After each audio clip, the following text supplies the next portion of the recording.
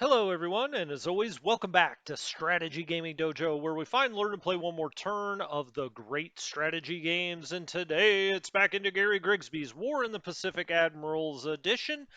This is our Let's Play by email challenge against the devilish Mr. Lodrick. Better say Mr. He's taken us to the woodshed a little bit here so far. You're always gonna, take some defeats as the Allies early on in the war, but I have to say Lodrick is doing a great job. It came up in the comments, about some of these super armies that he's got flowing around the map. I will say, what is that about? Well, I don't, look, that's the way to win as the Japanese. You've got to make these super armies, really. It's your only chance of winning in China, actually winning. I mean, being at a stalemate, as kind of happened historically, that's can be done pretty simply by following the Japanese template. But a good Japanese player, they'll roll all of these armies up into these just massive, 5 to 6 to 7,000 assault value armies, and they're very, very hard to stop. And that's why I've been talking about us changing up our strategy and trying to go to more of a partisan war. Now, I will say, I mean, this game does not have many weaknesses, right? I mean, it is modeled so many things. But one thing it does not model is partisans. And you know, look, the biggest problem the Japanese had in China is a population that was completely 100% opposed to them and did everything possible to make it almost, very, very difficult for the Japanese to supply, for them to reinforce, things like that. Kind of some of the warfare we later saw in Korea and Vietnam in that area of the world, right? And a lot of that was started in the Japanese Chinese conflict, where the Chinese didn't have the armaments, they didn't have the trained troops, they just had a lot of people, and blowing up rail lines and messing with supply convoys, things like that. Also, with the hindsight of history, I guess, a Japanese player could say, well, I can ball all these units up into one massive army and move around the map. But if you think about, reality, the real world, they were, of course, going to leave pretty good sized garrisons in these towns that they capture. And they don't really have to do that in this game. I mean, that's why he's able to get a 7,000 stack, because you don't have to garrison like you would have to in real life. And that really goes back to the original point. I guess it's all one point, which is just about partisan warfare. Now, there are things we can do to counter it. I have played people that have done this before, maybe not as well as Lodric in many cases, but you've got to get cavalry or individual units that you're willing to sacrifice. Because listen, as the Chinese, I mean, you've got all the manpower in the world, and you continually respawn units, even if they, get destroyed. They will fill right back up because you've got a lot of manpower. So you can take units that you're willing to sacrifice, move them out on roads, railways, etc., knowing they're going to get destroyed eventually, but hopefully holding down his ability to supply them. Now, you can see all the problems we have with supply out in the Chinese theater as the Chinese. Now, imagine if the rail isn't getting through, if you're blocking roads. So we more and more and more, that's what I'm going to be shifting to, is just breaking up some of our armies into individual units that go out on the roads. And so, I call it a criticism of the game, but there is a way to replicate it in the game, and that is what I'm talking about, right? Usually when you're on the defensive in computer war games, you want to put everything that you've got all together at a base, build that base up as much as you can by entrenching as high as you can. But in this case, in this game, unlike when you play the AI against a good human player, you're going to have to shift tactics and start, essentially replicating a partisan war. So, with all of that said, did I just say it was a complaint? It's not a complaint, really. It's it just causes you to maybe go about the game a little bit differently, but it is possible to replicate. So we're going to be doing that, and we'll talk a lot more about that as we move forward.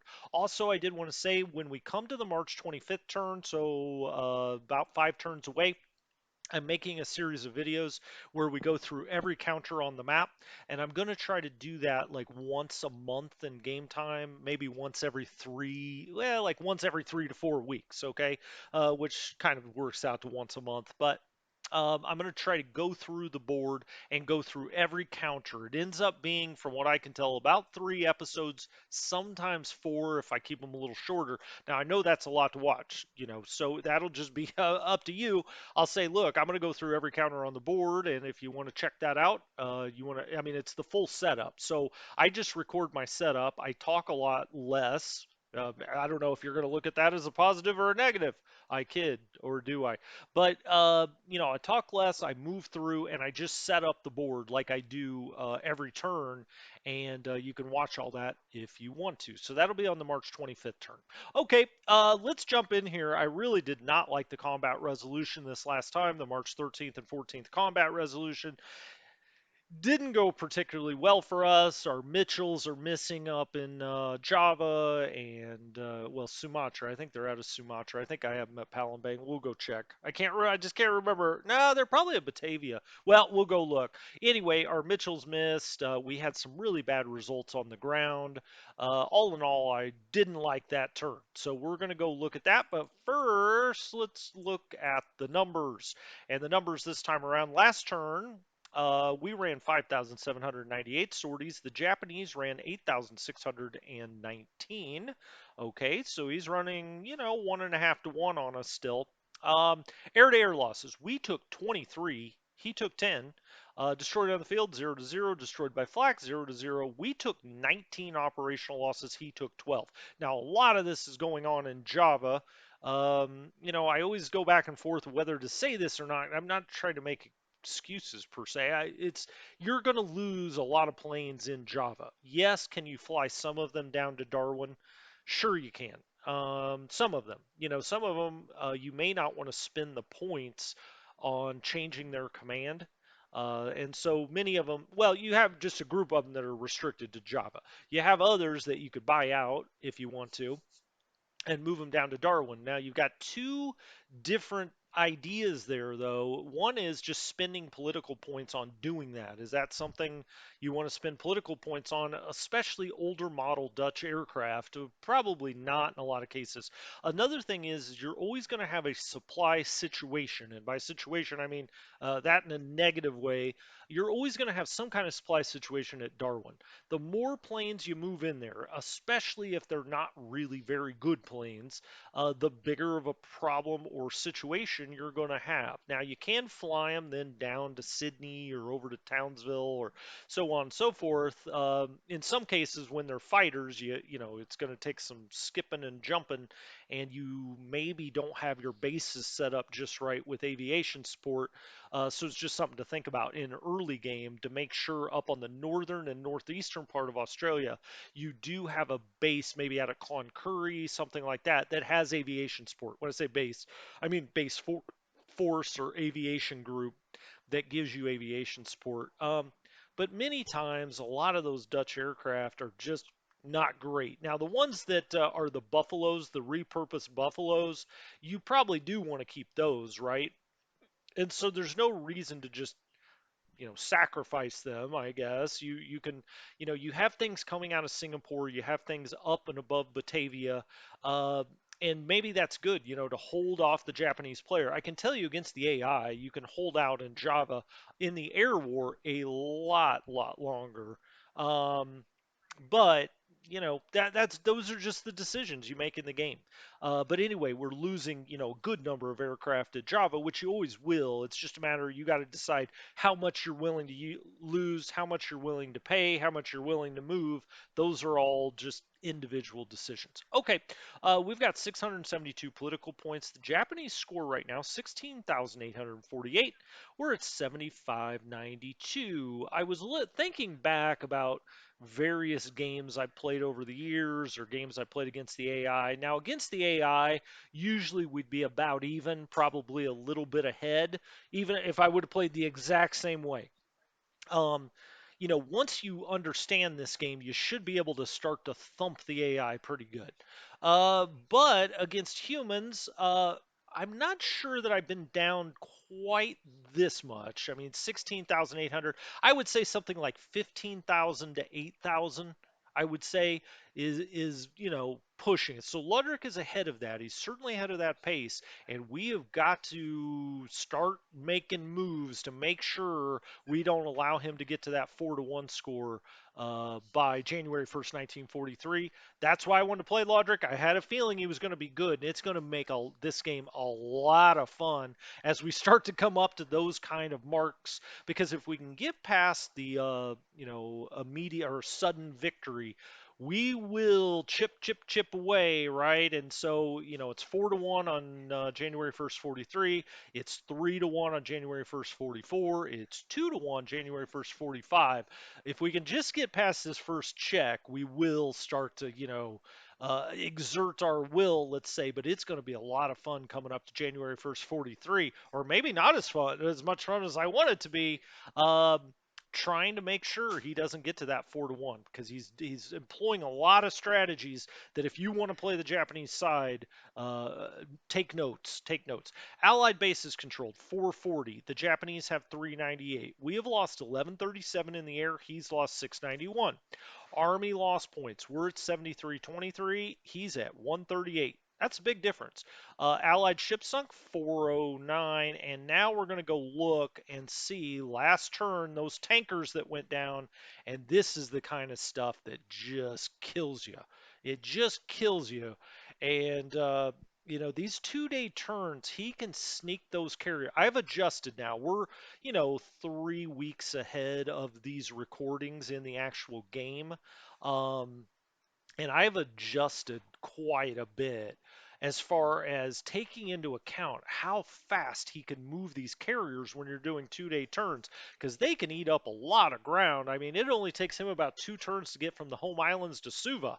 So we're not going to get much advance warning and sailing these things as far north as I was. Now I was moving down through, let's exit out of this and go through the map here. But I mean, that 120 points is, whoa, I guess I was already at the bottom of the map. What was I doing? All right. So we lost those ships kind of, oh, well, you can see right here in this area, right? So he came from the north. Now, we don't have any way to pick that up. I do have some Catalinas running off of Canton. That's why I was glad I got to keep Canton. I say got to keep because he hasn't come to get it yet. We wouldn't have been able to defend it earlier. Now I think we can. But I've got Catalinas here. But how many Catalinas can you put out here? I mean, I've got two, but look at all of the ocean they're covering. Now we also have some. Well, I don't have any at Christmas, but I have them at Palmyra. You can see here, and that's 8 Catalinas. And I mean, we're covering out to Baker Island, but he just slithered down here, snake-like, and there's no way, I've got now at Luganville, I've got Catalinas there. I believe. Yep, we got Catalinas there. So I've got Catalinas headed out this way. I've got Catalinas, from Pago heading up this way. But even here, we start to pick him up here, and that's only if our pilots get a picture of him. We here, well, he's here the very next time we get to play. When you do 1-day turns, he'd be here, and you'd say, okay, turn everything around, go back to Auckland, go back to LA, go down to Tahiti. But as it is, he's going from here to here, and all of a sudden yeah, I mean, we can't react fast enough. It's taken a little while to get used to, but this was a big one. 124 points just on the tankers that we lose. So let's look at this again. Last turn. Yeah, 124 points there. Now we lost a Dutch sub, but then also the Gridley, the destroyer. So we lost 130 points here. If we go look at something like the Hermes, How much is the Hermes worth? So you're thinking, wow, a carrier, gosh, that's worth a lot. How much is the Hermes worth? Show ships under repair. It is worth 121. So losing that tanker task force is the equivalent of losing a British light carrier.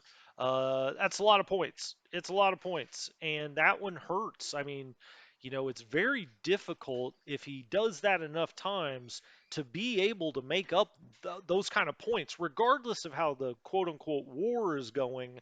We need to now sink a Japanese light carrier to make up for that loss there. Okay, let's go to the group reinforcement schedule. We've got Kitty Hawks coming into Perth. We've talked about those many times. The light cruiser Newcastle, I believe that comes in at Cape Town, and we get some Walrus 2s though. Theirs are just recon or search aircraft that fly off the light cruiser. We've got some Kingfishers coming in. Okay, we'll try to get those out into the Pacific. They are float planes.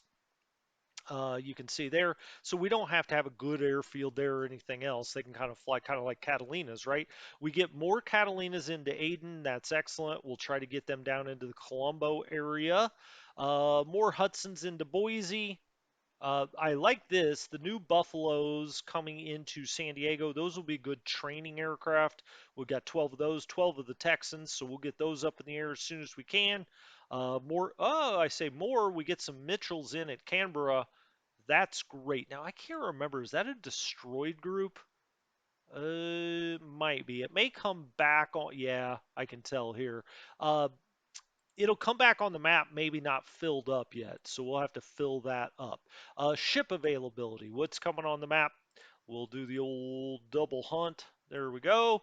The Thomas Jefferson. Okay, fine. We can have him make a declaration. Cornish City coming in at Aden. You see the Newcastle here, the ship. We looked at the plane there a second ago, the Walruses, the ship itself. Yep, that does come in at Cape Town. Get some AKs, KV, the Vancouver. Other than that, there's nothing overly exciting as we come down here. We get some destroyers at Aden and Cape Town, the Foxhound and the Inconstant.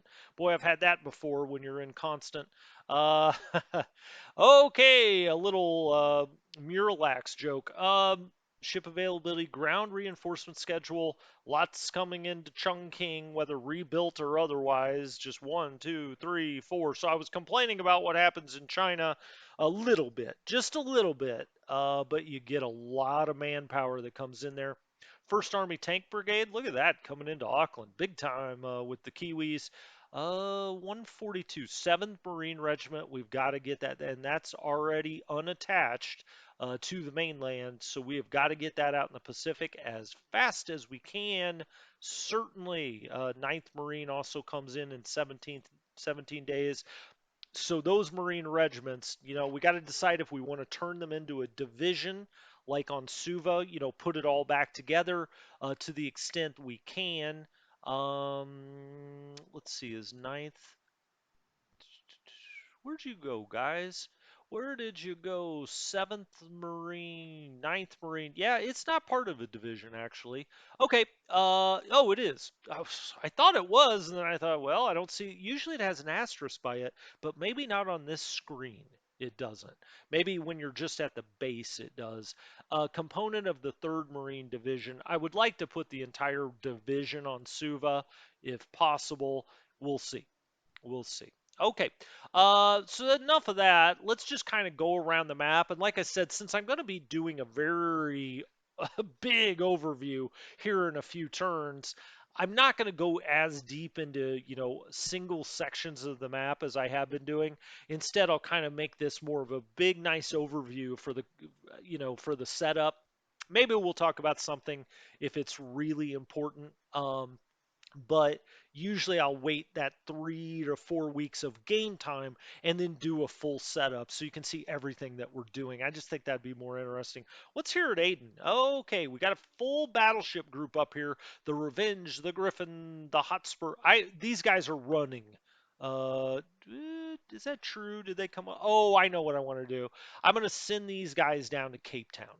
All right. So I'm going to take all of this You can't do it directly. You have to, make their destination on the map here. But then you have it so you have them come down here. They'll stop. They'll say, "What do we do next?"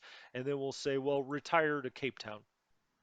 And that's how you have to do it when they come off the map. Now, if we see them and they're here, then we'll then put their destination at Cape Town so they're not wasting a turn sitting here.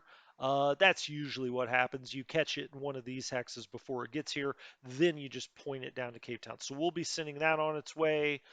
We talked about the Hermes. The Hermes is now only 28 days away. That'll go get down to Cape Town as well. You can see we've got a lot of other stuff here: the Cornwall, the Dorsetshire, the Emerald, the Arrow. This stuff is all going to need to be repaired. So we can stand that down. What is our shipyard capacity at Aden? Well, let's see. We've got 20,000. We've already got 17,000 of that used. And so, we'll have to go back and look. That's all the Hermes. So we want the Hermes. Now that they're up here at Aden, they're completely protected. I don't think there's a super big rush to get these guys, back on the map. So we'll just stand them down, have them go pier side. And then once the Hermes comes out, then we'll put them back in the shipyard up to the extent we can. You can see the tonnage here, 7580. Okay, so we could put that and several other ships back because the shipyard can hold up to 20,000 tons. And so, well, we don't need it for the Arrow. As a matter of fact, the Arrow could go in with this group. I think actually maybe I did bring this group up here. Do I just want to disband them? I'm just going to disband them into port. And when I do my real setup, I'll look at each one of these and decide what I want to send to Cape Town, what do I want to leave here. And so that's disbanded, that goes away, and we can rebuild that. A couple of those were low on fuel, so I just want to rebuild that as I look at it. Um, in India, what do we got going on here? Did I get those Australian units moving north yet? I just can't remember. No, we've still got the 6th Australian Division here. I'm waiting for that reinforcement group. Does it come in at Bangalore? 283. This has got an assault of 54. What do we need? We need 40. So yes, this is the one I was looking for, the 20th Indian Division. So we would strategic move this, have it come to Madras because the base force has enough to take care of the garrison there at Bangalore. We do not, so this just came on the map. This will then come down to Madras, and the Australians will put on a strategic move, and we're going to head those up to Karachi, and we'll take all of the Australians out of India now that we got this other Indian division. If we look at this Indian division, it's got an assault of 229. I will put replacements on and upgrades on just to fill this out to the extent it's not. If there's anything else it needs, we could look at the TOE. You can see it's got a lot of unready elements. 324. Yeah, this needs more, and you can see that by the plus. Um, what else? 110, 298. That all looks good. So that plus sign means that it's not just the unready. If we look at the TOE again, 324, that's what would this a British division in India, an Indian division made up of British troops, how about that? Would be made up of 324 rifle sections. And if we look, we've got 170 that are ready, 46 that are not, adding up to 216. Well, that's not 324. So it puts a plus there so that you've got some in the pool too, and we'll go get those. So they're going to go down to Madras. It's part of Southern Command, which is fine. That's actually based in Bombay, but it's static. We can't even get it out of here. There is Southern Command. You can't move it, right? So Eastern Command's in Calcutta, Southern Command's in Bombay. You don't really have a big overall command in Madras yet, but you need stuff there, so we're going to put stuff there. What else is going on out here? Nothing. That was kind of one of the big things. Another big thing is I do believe we got the Hornet this time. Let's go check. Did we? No, maybe it's. Did I already move it out? Did I already do this and we didn't talk about it? It's possible. No, I don't see it there, but those are the ships coming back in. Yeah, there it is. I thought we'd moved out the Hornet group. So here we go. There's the Hornet. It's going completely unescorted, which is probably unrealistic. It's going through the tubes, but even in the Atlantic, I'm sure the Americans would have escorted a full carrier group. It's coming from the East Coast down to the Panama Canal. It has no problem going through, at least in this game. My understanding is a full carrier going through the Panama Canal would have really been a sight. I wish I would have seen it. Hold on, gonna get a drink really fast. Be right back. All right, well, this is fun because I realized I guess we haven't gone through the Hornet. So let's go through and just kind of look at a carrier. We haven't done a whole lot of that anyway. I mean, we've looked at the ones at Pearl Harbor, but we just haven't really gone through, everything that you're told here anyway. Um, you can see Task Force 74. Okay, it's one ship. We have not really named anything. Now, in past games, or back when I first started, I liked to name my task forces and say the destination. Now, you wouldn't do that with carrier usually, right? But like cargo task forces, I'd say cargo Suva. And then I would always know, or you could just name it Suva, I guess, but cargo Suva. Then you would always know, hey, that task force is one that I have, always ticketed for Suva if you didn't want to put it on continuous supply. I guess that's something that I talked about in the previous Let's Play against the AI, but I haven't talked as much about here. Mission, air combat. Okay, well, that makes sense. Moves, okay, on mission speed, 9 hexes per pulse. On cruise speed, it's 4. Okay, good to know. Fuel, 296. That's the maximum number of hexes it can move. Its current destination, where we're going, is 13. If it went there and then returned back to the eastern USA, so the destination is 13 hexes away, right? If it went to Cristobal and returned to the eastern US, that would be 58. That's how those work. If you're ever like, what? The first number is how many total hexes it can move right now with the fuel that it has. Carrier aircraft, we have 61 on here, right? So we have 61, and then maximum number of sorties is 534. This is another great thing about this game. It's one of the reasons this game's so incredible is it doesn't just have, these 61 aircraft on here and you can just keep flying them out as many times as you want or whatever. It gives you a max number of sorties that carrier can handle from a logistics perspective, right? So it can only fly out 534.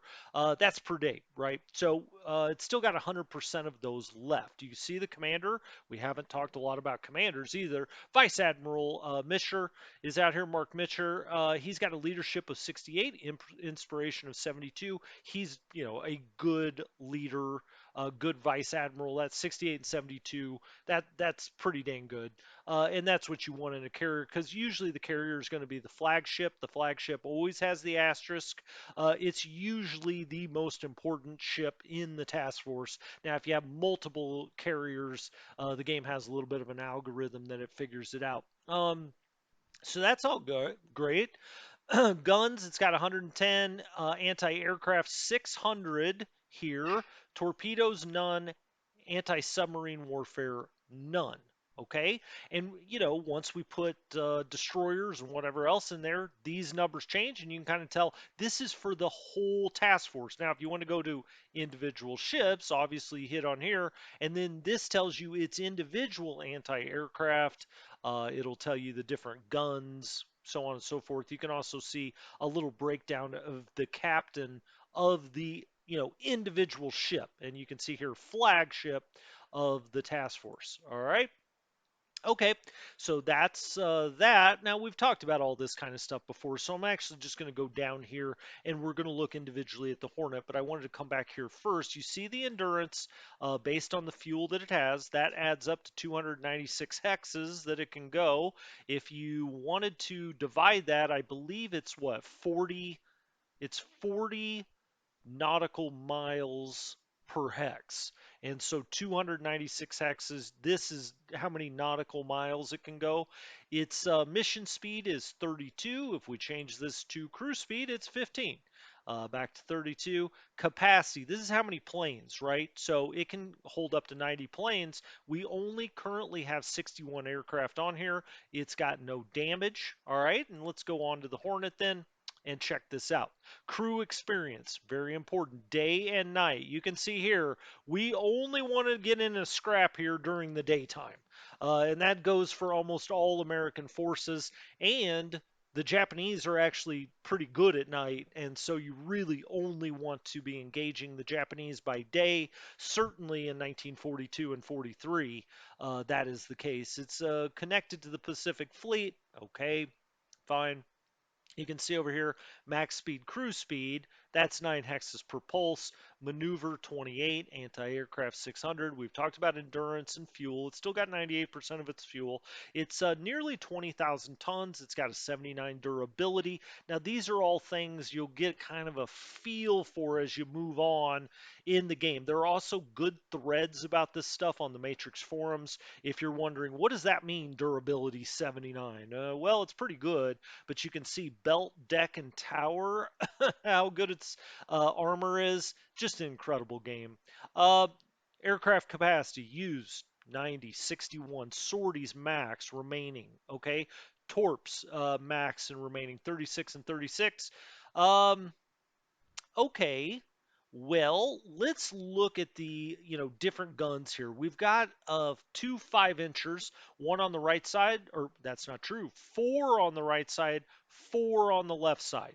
Okay, so the facing here, and then we've got the 1.1-inch Mark 1 AA guns. We've got them front, rear, and to the right side. All right, just incredible detail. This shows their range here of the guns, penetration, how much ammo they still have left, and so it will click off each and every shell that you actually fire here, and then it's got the radar here. Um, then we see our loadout. So we've only got of planes. We've only got 61 planes on here now. We could have 90. So we're going to want to put a whole nother squadron on the Hornet, right? We've got VF8, which is Wildcats. Now we should have, or we could, I don't, should is up to you, but you could have up to 27 Wildcats in this squadron. And so you could see it's not just about loading another squadron on, it's also about filling out the squadrons here that you have. Now, this is the best fighter that we have in the game at the moment, the F4, F3 Wildcat. And if we look at it, now you've got the whole screen for the entire squadron. It's really incredible. Now, while we're going through the tubes, I've got it on training escort, 20,000 feet. Is that where we want it? Yes. I mean, look, the maneuverability is the same at 20,000 feet as it is below 10,000 feet. So having it at 20,000 feet makes sense. Now, as you get out here into the Pacific and you have your torpedo bombers flying lower, you may want to take one group of your fighters and lower them down. I would say, well, we'll look, right? Now, you're really only going to want them to go to normal radius unless it well, we'll get to that as well. Okay, pilots, ready pilots. We have 31 and we have 6 in reserve. Now, you do want, a number here because we're going to try to build this up. See, no replacements from the pool right now. We want replacements on. Do not upgrade right now. That's fine. We're going to keep that off and keep the F4, F3s on. I said these were the best. I'm wrong. The F4, F4s are out here, but we've only got 4 of those, so we're not going to upgrade on the Hornet to those yet. I mean, the game wouldn't allow us anyway. We don't have enough, but we don't even want it. If we got a bunch new of the 4 model next turn, we don't want it to pull these off and put those on. We'll stick with the F4, F3s. That's fine for now. And there are 17 of those, but we can't pull replacements really in the tubes. We're going to have to get to a base that has enough supply to pull replacements. So it has to really have over 20,000 in supply to get replacements of planes like this. But again, we'll talk more about that as the game goes on. But we're going to want to keep, for the most part, all of these pilots. And if we look down here, wow, we got a really nice set group of pilots, right? And we've got 6 of these currently on reserve. We want to make these active. Let's turn these guys to active because they have really good experience and really good air to air. So let's turn them to active. I'm just right clicking here. The ones that are grayed out are in the group reserve right now, and I want them to go active. And then I'm going to take the guys down here and I'm going to put them in the group reserve. Now, group reserve means they're still here with the squadron, but they may not get any flight time. It just depends, but there's no reason to have your pilots that aren't as good on active status, except that I'm going to go actually reverse that. I'm just showing you what you would do. I'm going to reverse this. Why am I doing that? Well, they're currently training. And so, while they're training, doesn't really make sense to have anything in the group reserve. This is the squad leader, by the way, in red. When we get out into the Pacific and we're actually flying real missions, you may want to send a few of these guys back to the general reserve. How would we do that? Well, we would right click here, group reserve, yes, then we right click again. That would take it back to active status. No, we could left click and then it goes to the general reserve if we want to do that. But for now, we want to keep them active while they're training. You can see some of these guys are already getting better from their training here off of the carrier. Once they're on the carriers, I usually don't like to take them off. Now, 37 may be a little overkill for a squadron of 27 planes.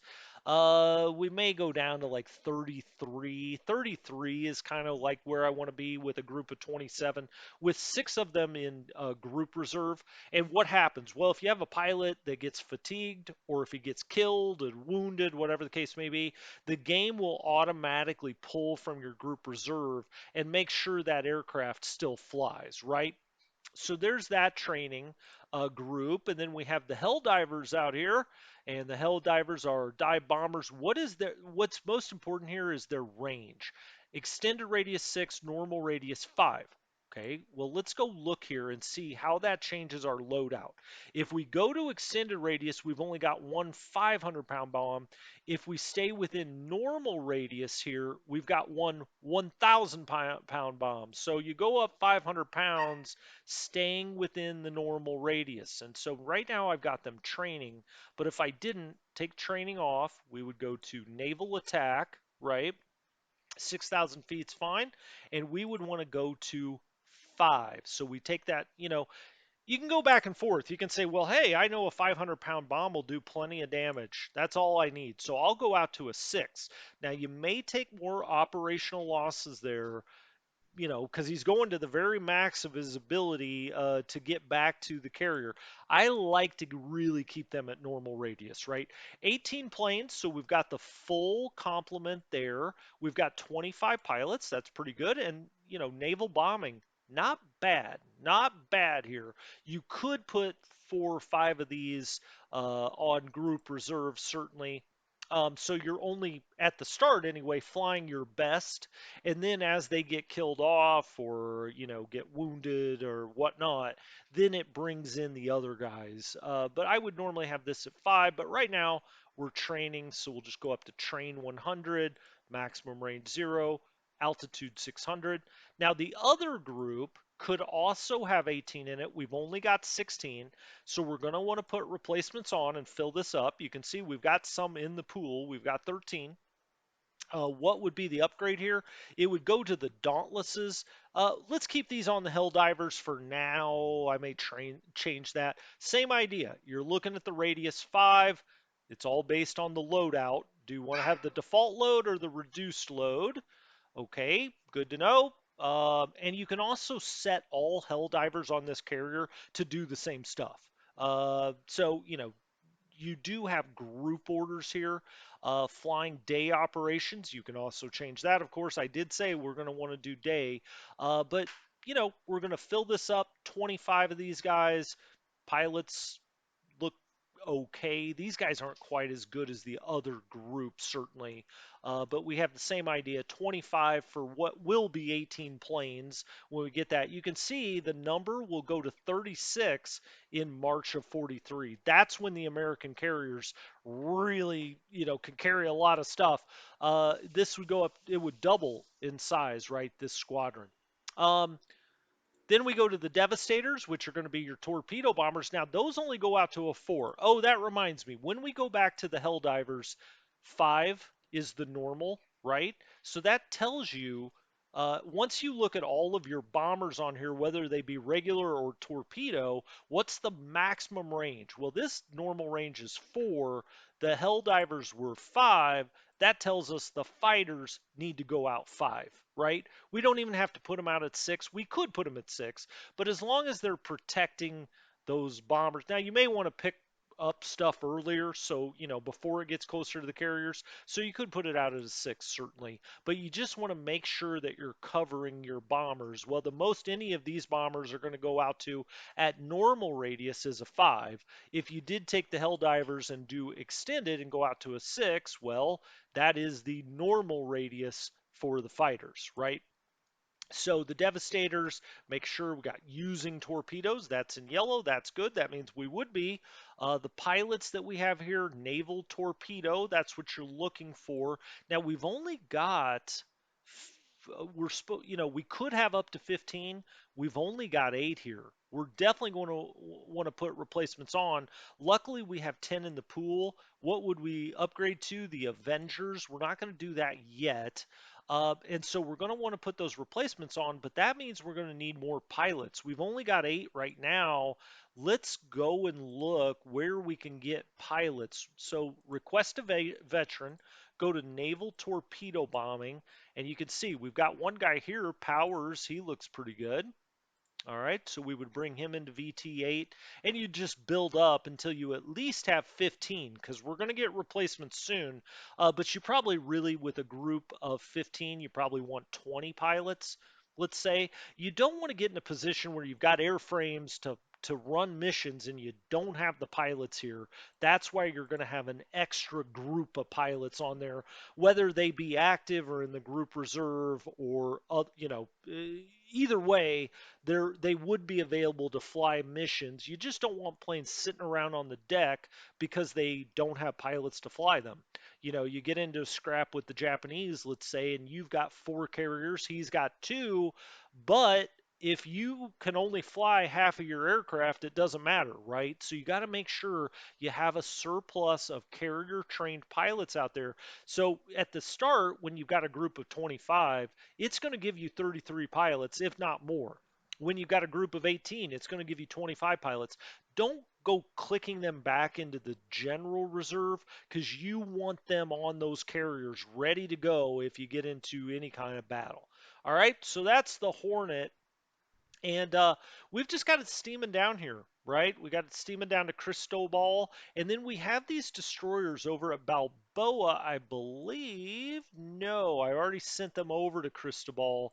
Are they Oh, maybe they were already docked in port. My bad. Yep, they're. Oh, nope, that's the Vincennes. Where did all my destroyers go? I could have sworn. Do they come in next turn? Let's see. ASW combat. There they all are. Oh, I see. Okay. They're coming into Balboa. They're going to come into Balboa here, and then well, we could leave them here, but I'll probably take them across to Cristobal. We'll get them here with the carrier, and then we'll have 4 destroyers and the carrier heading towards Pearl Harbor. All right. Well, that was fun that the Hornet's coming in. Let's just very quickly look around the rest of the map since I took most of the episode doing that. You can see he's got what appear to be a number. Yep, that looks like a carrier task force here at Singapore. So it looks like that's where he is refueling, restaging his carriers. What were the important things this time? Burma. Down here, you can see he's at Mole Mine. We have now pulled all the way back into Pagoo. We have squat at Pagoo, an assault strength of 366. That's not going to hold out, but I usually leave these units here. They get knocked back into Rangoon, and then they can hold here with everything else. In Rangoon right now, we have 522. We put those together, we have about 900 in assault value. He's got 101,000 troops here. I mean, that's an incredible force in Burma, right? There's no way we can stop that. So maybe these guys, we go ahead and just take them straight back to Rangoon because they're just cannon fodder here. Over in China, again, we're here in Wu Chao in the same hex. He's bombarded us a few times. We've got stuff coming down the road. We've got, big forces here when you add it all together, but nothing compared to what he can bring up here in force. We're still down here in southeastern China. We've come across the river here trying to get back to Hangyang, this stack that is part of Third War area. Our big problems are right up here at Lan Chao. He has got 287,000 troops in that stack, including 1,000 tanks and 2,000 artillery pieces. That's completely unstoppable by anything we have on the map. So he will take Lan Chao. I think at this point, I've just got to get the Red Army. I mean, we've got an assault value of 1252, which you may think is good. We need to get out of here. We need to come up here and maybe go after this unit. This has got, or these units, he's got 17,000 troops up here. I think I'll take these guys up the road and wait. And as he moves the super army back down here, we'll split parts of that off. We'll go completely partisan out here. We'll also try to take Lan Chao back if he goes to try to take Chongqing. And we'll just start playing games with him out here because, I mean, that's unstoppable. 287,000 troops. Has there ever, I mean, but other than Napoleon, has there ever been an army that large? Well, I don't think so. Okay, and he's got a few more over here, but this is a smaller splinter group. That's the super army. He's also got another super army down here, but I think it's currently, I think it's in Cyan. We'll look at that as it moves around next time. As usual, the Philippines is done for, but he still hasn't taken Cagayan. This is held on forever.